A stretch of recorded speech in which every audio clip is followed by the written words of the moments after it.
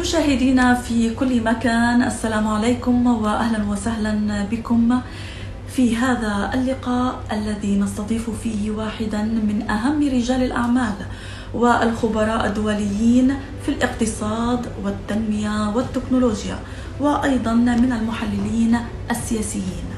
إنه الدكتور طلال أبو غزالي. دعونا الآن نرى معا هذا التقرير.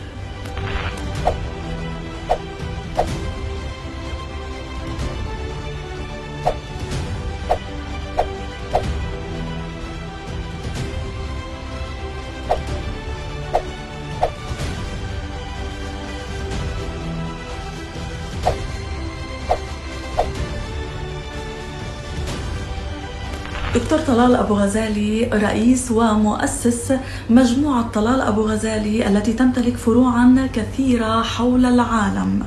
أهلا وسهلا بك سعادة الدكتور طلال أبو غزالي. هل هناك عالم جديد متعدد القطبية يتشكل نتيجة الصراع في أوكرانيا بين روسيا والدول الغربية ومن خلفها أمريكا؟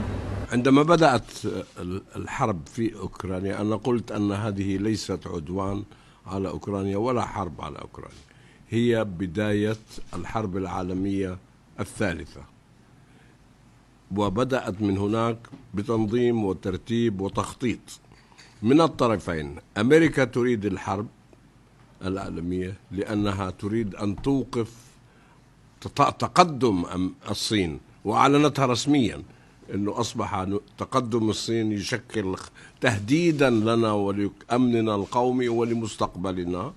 ومن جهة أخرى الصين تريد أن تخرج من هذه الحرب بنظام جديد، وهذا النظام سيكون واضحا كما هو أصبح واضح، وكما أنا أتوقع متعدد الأطراف. لما نقول متعدد الأطراف هو حقيقة طرفين، ولكن كل طرف معه شريك. أمريكا حليفها الوحيد في الدنيا الحقيقي هو بريطانيا، وكل من يسموهم حلفاء هم أصدقاء أو سمهم ما تشائي، ولكن الشريك والحليف الحقيقي هو بريطانيا. وكذلك بالنسبة للصين الشريك والحليف هو روسيا. فعندما روسيا تدخل في الحرب معناها الصين هي طرف في هذا الحرب، وكذلك العكس عندما تدخل أمريكا معناته بريطانيا هي في الحرب. هل الأزمات الاقتصادية تسبق الانفجار الكبير الذي سيتمخض عنه نظام دولي جديد؟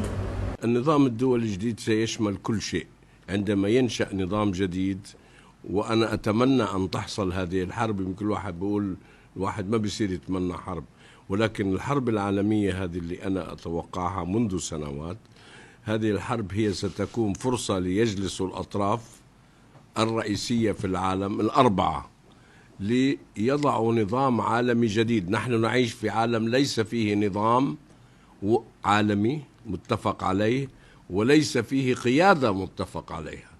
ومشكلتنا في الدنيا هي هذا، أن الآن ألغيت وجمدت جميع منظمات العمل الدولية المشتركة من الأمم المتحدة والمنظمات الأخرى، لأننا كلها نرى أنها خرجت كلها عن النظام المقرر والمخطط لها، ولم يعد لأي من منظمات العالم أي فعالية. ألغي دور الأمم المتحدة، ألغي دور مجلس الأمن. ما فيش قرار راح يطلع من مجلس الأمن أو طلع في الفترة الأخيرة ولن يخرج، لأنه ما دام هنالك واحد من الطرفين راح يكون فيتو، فما في قرار وتضيع وقت الذهاب إلى مجلس الأمن. برأيك دكتور غزالي، أمام هذه التحولات الكبرى كيف ترى مستقبل القضية الفلسطينية؟ القضية الفلسطينية بهذه التحولات وبدونها مستقبلها معروف، لأن التاريخ والجغرافيا يفرض نفسهم على كل قوة عظمى أو مهيمنة في الدنيا. أنا لا أعتمد على أن هنالك نظام جديد سينقذنا بقضية فلسطين. أنا أعتمد على الطفلة الصغيرة التي عمرها أقل من 10 سنوات، وحاورها صحفي مثل جنابك وسألها شو عواصم الدنيا، عاصمة مصر قالت له القاهرة، عاصمة لبنان بيروت إلى آخره. قال له وإسرائيل؟ قالت له إيش؟ أنت ما بتفهم؟ ما عندك عقل؟ كيف بده يكون في عاصمة إذا ما في دولة؟ ليش في دولة اسمها إسرائيل؟ هذا الطفل والشباب من أمثال القادة العظماء. القادة هم الذين استشهدوا على الأرض، هذول القادة مش اللي قاعدين يعملوا تصاريح. هذول هم اللي سيصنعوا المستقبل والتاريخ، وما في شيء بالدنيا سيقف في طريقهم. فقضية فلسطين ومستقبلها ليس مربوطا لا بهيمنة أمريكا ولا بهيمنة الصين ولا باتفاق من عدة أطراف بشأن الصين.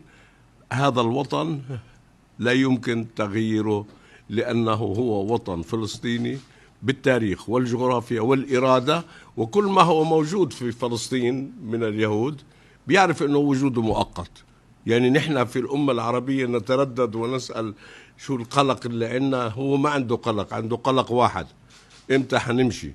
لأنه يدرك تماما أنه هنا في مرحلة مؤقتة وأن المستقبل هو لفلسطين.